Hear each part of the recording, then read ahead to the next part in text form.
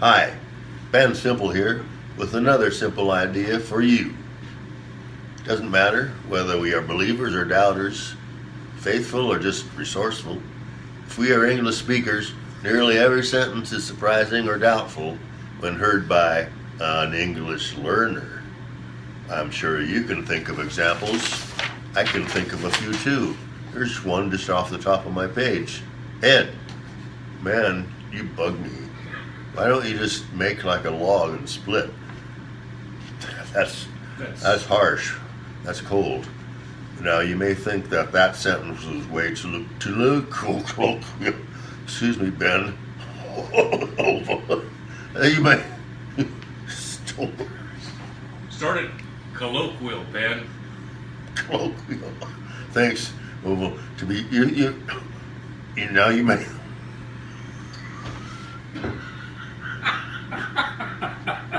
Okay. That's all you get of it. Hi, Ben Simple here, with another simple idea for you. I made that up myself. Oval. Doesn't matter whether we are believers or doubters, faithful or just resourceful. If we are English speakers, every sentence we say is surprising or doubtful to someone, especially somebody who doesn't really know how to speak our language like I can. I'm sure that you can think of examples in your life where you've been talking to someone who is of foreign extraction and they were surprised. Here's one just off the top of my head. Man, you bug me. Why don't you just make like a log and split? Have you ever said that to somebody and not thought about it? Or did you think about it? Well, I thought about it. And now you may think that sentence was pretty colloquial, but I don't know, bugging a foreigner is some kind of thrill for some people, I guess, but really lots of people, especially the kind that would say it in the first place, would not stop to think about how that sounds to a non-native English speaker, even if they weren't Gollyites. So let's smooth that out a bit. What do you say? Good. Now try this for size. Friend, your personal style and attitude leave a bad taste in my mouth. Okay, why don't you just get out of here? That wasn't a very good example. But look, we can agree that make a log and split is a joke within a slang term, which is way too erudite for even me to say. But leaving aside the bad taste in my mouth part, the second version uses what we probably don't even recognize anymore as a colloquialism. Why don't you get out of here?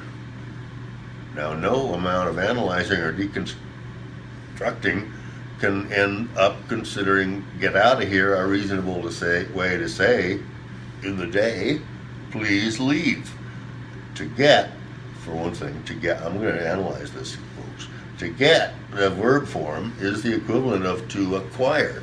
That's what it says right here.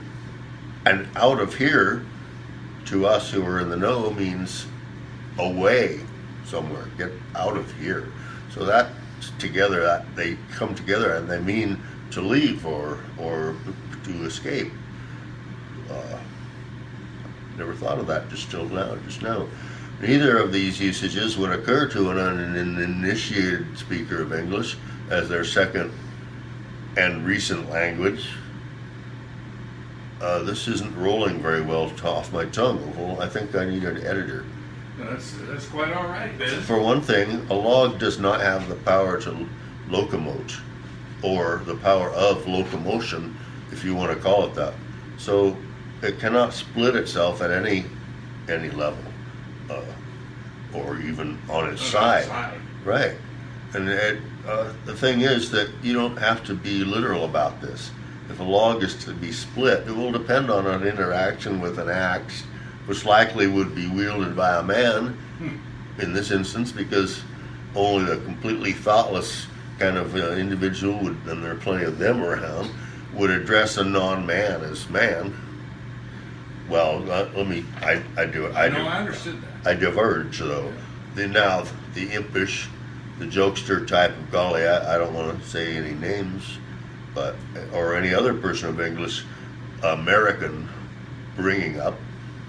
upbringing has plenty of chances in one sentence to cause doubt or surprise in the mind of our hypothetical foreign person with a smattering of English as a second language. Therefore I say unto you, is it any wonder that the older folks among our immigrants may just throw in the towel and faced with learning such a non-linguistic languages as our American English? This is Ben Simple, and my simple idea is this. Remember that your own language, as natural as it seems to you, can cause more doubt and surprise in an immigrant than even our legal system will. You don't have to be a theologian like me and Oval. You can just be yourself and create converts.